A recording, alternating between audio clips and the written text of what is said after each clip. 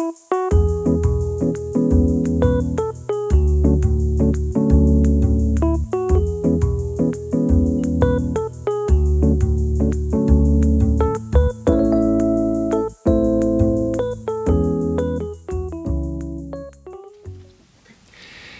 we're having a second cup of coffee conversation again with Lisa Sprague, who is Family and Community Health Extension Agent with Delta County now, of course, formerly in Hopkins County, and she's still very much involved, however, in Hopkins County.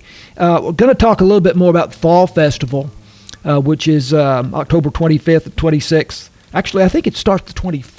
Is there something that starts on the 24th, right? I think that's just drop off. Oh, drop off. Okay. Mm-hmm, all right, fine. So Friday and Saturday, 25th and 26th. But so we'll come back to that.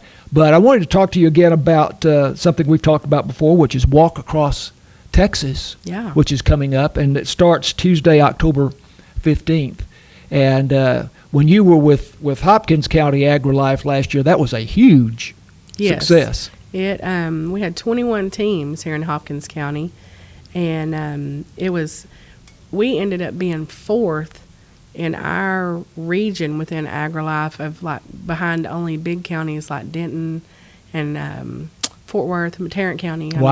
And things like that. We had a lot of miles logged for a county. It was great. That's terrific. We made people go, "Where's that Hopkins County again?" Well, the idea of Walk Across Texas, and of course, you have the old Ernest Tubbs song, Waltz Across Texas, which I think probably inspired that. But also the idea that if you were to go from Beaumont to El Paso, it's 832 miles or something close to that, all the way across Texas.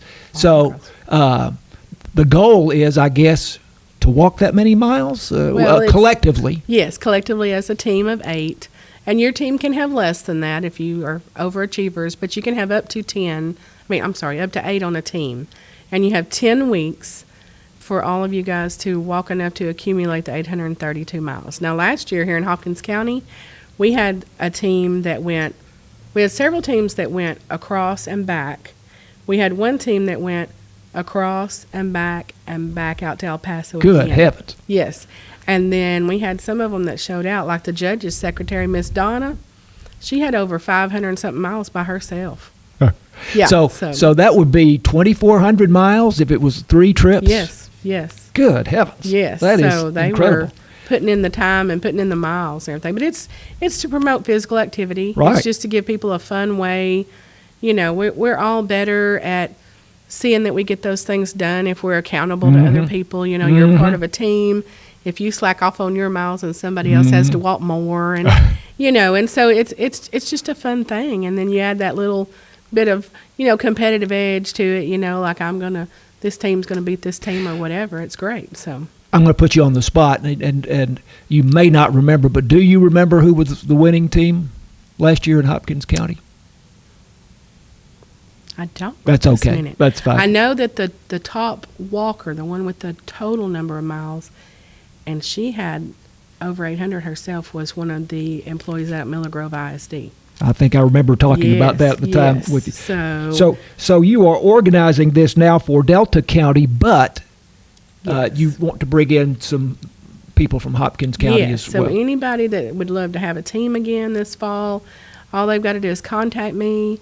My cell number's the same, and I don't, anybody can have it that wants it, or you can call the office here, and Miss Barbara will get in contact with me, and I will give you the league information, and you can set up your teams, and, we can have a little friendly northern border rivalry, I guess, or something. But anyway, but it's just a great program, and anybody that wants to participate, or if they want to set up another league over here and just have a Hopkins County League, I can show them how to do that too. Right. And again, Hopkins County AgriLife is still in the process of replacing Lisa in her position. So she's still helping out with some of the things that go on here. So we just have maybe a minute or two left, but Fall Festival is October 25th through the 26th.